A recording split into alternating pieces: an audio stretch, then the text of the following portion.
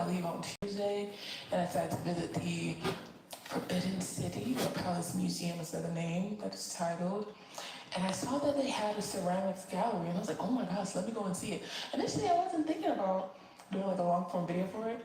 But I was like, let me do a video and show y'all, like, when else are you gonna see ceramic gallery in Forbidden City? So we're just gonna check it out. It actually took me a bit of a minute to find this place. Like, it's kind of, this place is pretty big. I was walking around back and forth. Somebody sent me one way, somebody sent me the other way. My little, like, tour thing sent me a whole other way, but whatever. I finally made it here, so let's go check it out. The Forbidden City is a 90-neighborhood, 9,000-room imperial palace complex located in the capital of China, Beijing. It was home to 24 Chinese emperors from 1421 to 1911. After the final emperor Puyi was expelled during the Chinese Revolution, the Forbidden City was transformed into the Palace Museum, where compounds are now maintained and imperial artifacts are hosted in galleries to be displayed. Isn't it so wild how a place that was once closed off to most common people and foreigners is now open in a place to be enjoyed by many, including me, a foreigner? I just find that so crazy. And now, among the galleries that I mentioned, one of them happens to be a ceramics gallery. And if you haven't noticed by now, this is indeed a ceramics channel. So that's what we'll be looking at today, ceramics. China is one of the earliest known producers and users of pottery, with ceramic craftsmanship in the country dating as far back as 20 years ago.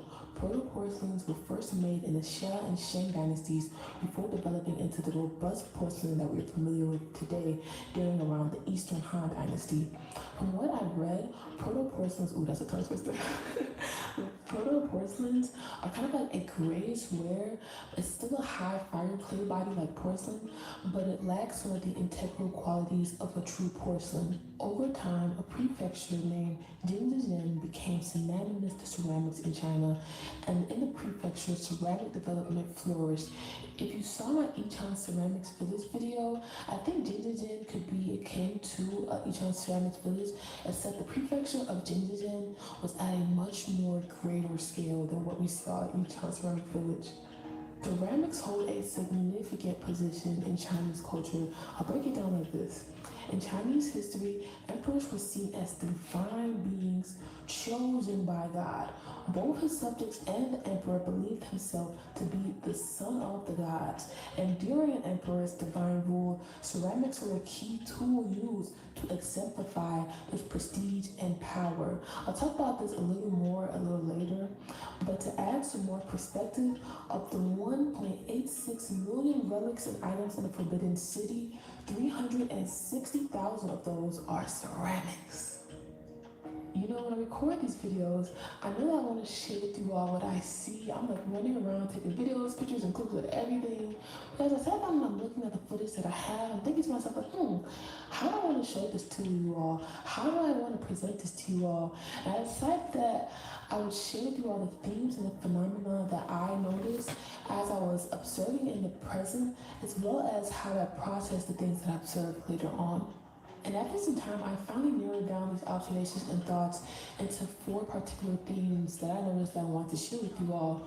And those 4 themes being tradition, intricacy and detail, craftsmanship, and storytelling. So without further ado, let's get into it.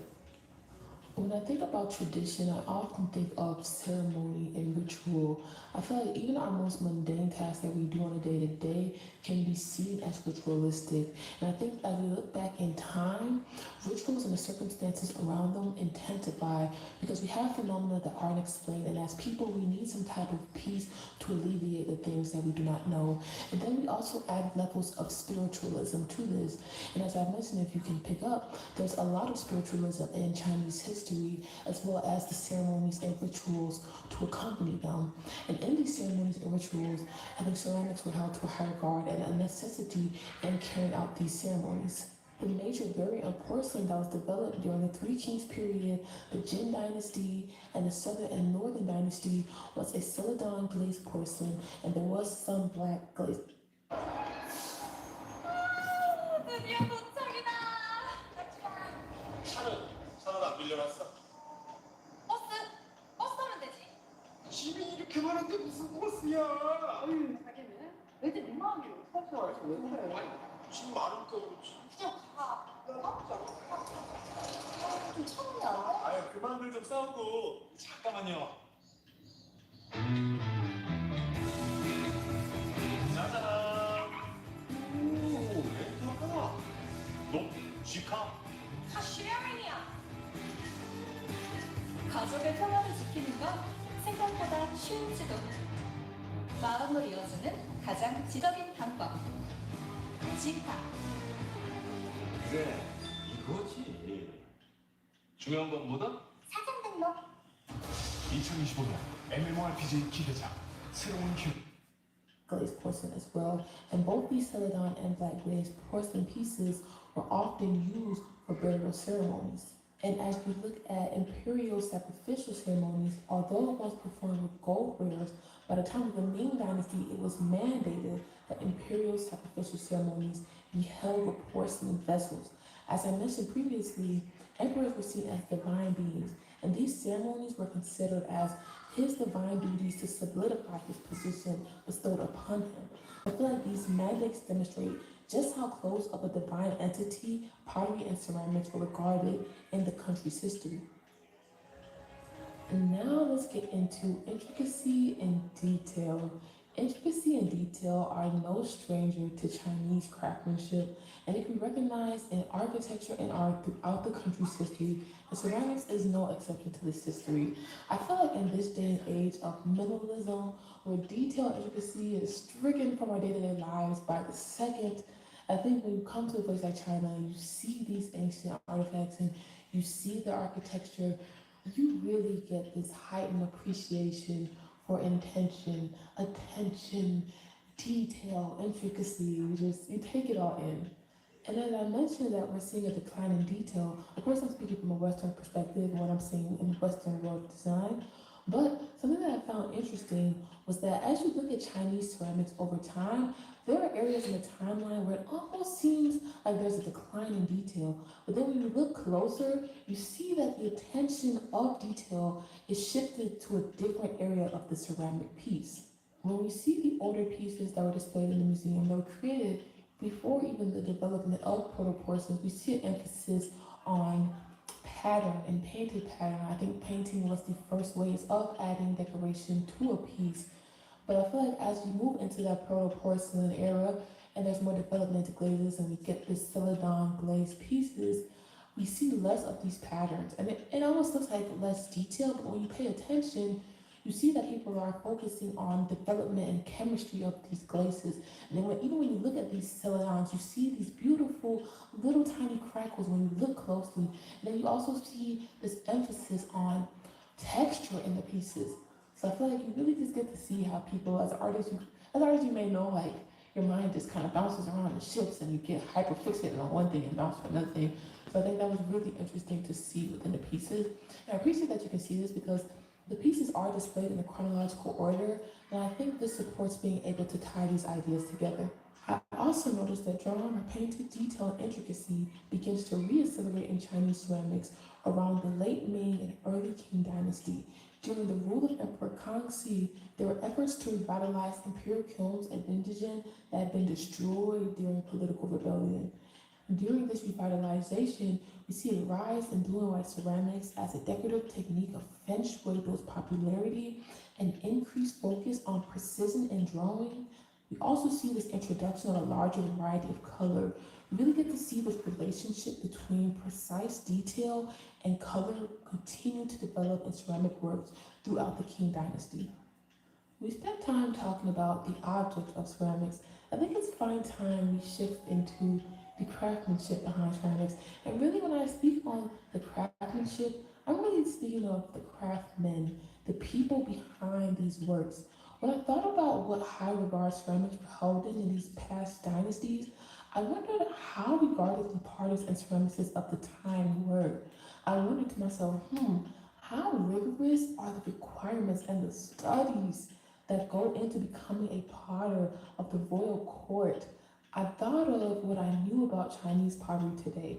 I don't know about y'all, But I have found myself caught on the brink of a multiple video binge watching session of long TikToks of people meticulously crafting using these teapots. From what I've learned from binge watching and reading into those teapots, today, in order to become a senior using these teapot master, one has to have a bachelor's degree, at least 25 years of poverty work experience, and multiple gold, not silver, not bronze, gold medal awards to become a Zisha master. But at the end of that journey in becoming a Zisha master, one can command thousands of dollars for a single teapot. With all this in mind, I can only imagine how rigorous it would be to become a ceramicist of the royal court. Like, I mean, you are serving what people regarded as the son of God. So I felt like the coursework would be rigorous, but the reward would be just as bountiful. But I was half surprised, half not surprised, to learn that potters of the royal court were just seen as regular workers and just needed to demonstrate some kind of multiple skill sets. Ceramics at the time weren't viewed as arts in the same light as maybe painting or calligraphy. Potters were even looked down upon by imperial court members and couldn't even dare think about marking their own work. It was seen as like, how dare you, such a lowly being, even think about marking such a divine object? It's always crazy to think about how behind so many sought after commodities and renowned architectural bodies are the forgotten literal human bodies and skilled laborers who made it happen. It's wild to think that during such a time where ceramics are viewed as almost akin to divinity, but when you look at the people who make them, you view them as just low-born peasants. Well, that got a little deep. Sorry about that, y'all, but it needs to be said. But perhaps you guys might want to take a little break, get a little snack, and we can get back to admiring the works created by these great craftsmen. If you really took your little break, welcome back. I hope your break is good. But the last thing I want to touch on was the storytelling that I observed in the ceramic pieces in the Forbidden City. What was interesting to me is how the pieces told both a literal and figurative story of the country's anthropology. I think it allowed us to see this juxtaposition between imagination and reality. With the paintings and artwork on these ceramic pieces, we get quite intentional storytelling. We get storytelling in a literal sense as these paintings tell stories about people, places, customs, and the spirituality that make up the country's history. I think it's also interesting that behind the scene, behind the glaze, there's also a story being told of the real world and how that real world is influencing the development of craft and the art of ceramics. I found that when I took a closer look at ceramic trends in the history of China, I would often find political shifts and turmoil taking place simultaneously and oftentimes leading such trends. I mentioned earlier how ceramics can often exemplify an emperor's power and prestige.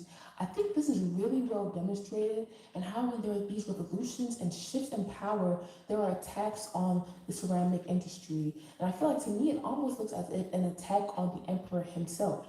For example, when we see the spread of celadon throughout the country, we can trace it back to craftsmen of the northern Song court fleeing to the south as courts lost control due to the Jin Song Wars of the 1120s. Or when we see a change in leadership and revitalization of ceramics, we feel an emperor leave his mark through the aesthetic and the praise of the ceramics formed during his reign. I think a really good example of this is the revitalization of ceramics during Emperor Kangxi's reign that I mentioned in the intricacy and detail section of the video. Now, I've spoken to the real-world political and power shifts these ceramic works can lead us to, but I've also noticed that I think they can lead us to some social and economic shifts as well. Something I noticed was ceramic works were often said to be on a decline during post-political revolt and turbulent times. And simultaneously, as the ceramic industry rebuilds itself in these post-terminal times, highly regarded ceramics became more accessible to the people. For example, after imperial kilns were destroyed, private practices began to emerge, and the imperial court had less control of what was produced and who could have it. Yes, I feel like the courts had its say, but to a business person, making money will always prevail. So if it entails selling to non-imperial people that are willing to buy these pieces, I cannot see that being stopped, even if the imperial court really wanted to. Because think about it, there are so many things in this world that should not be sold, but still are. So it makes me wonder if the ceramic decline spoken of were truly declines in quality, or if this was just an act of classism and the upper class was voicing their disdain for common people having increasing accessibility to these once profound goods. I mean, we even see these same type of occurrences happen today when people who quote unquote should not be able to afford a particular luxury suddenly begin to gain access to said luxury. Those who once got to wave these luxuries as symbols of status become vocal about their disdain for this newfound access. And then, of course, they frolic off to move the goalposts as what allows someone to be seen as a certain status. Well, I could be reaching. I don't know. Maybe I've just jabbered away at your ear for the past few minutes. But nonetheless, those were my observations and thoughts as I went through the museum in present time and as I have reflected upon my experiences. I really enjoyed my time seeing all these pieces, not just in China, but as I've been traveling abroad. I think it really adds to my perspective as a creative, not just in my ceramic works, but I think in my other crafts as well. I'm really grateful for it. Also, if you have any other information you want to add in or any gaps that you want to fill in, feel free to drop it in the comments. Well, what did you all think? Now you've seen the pottery and ceramic at the Forbidden Palace. There's so many pretty shapes. Oh my gosh. I was like, ooh, where to go, where to go, where to look, what to take photos of. There's a lot. I pretty much have not seen really the rest of the palace because I spent half the time.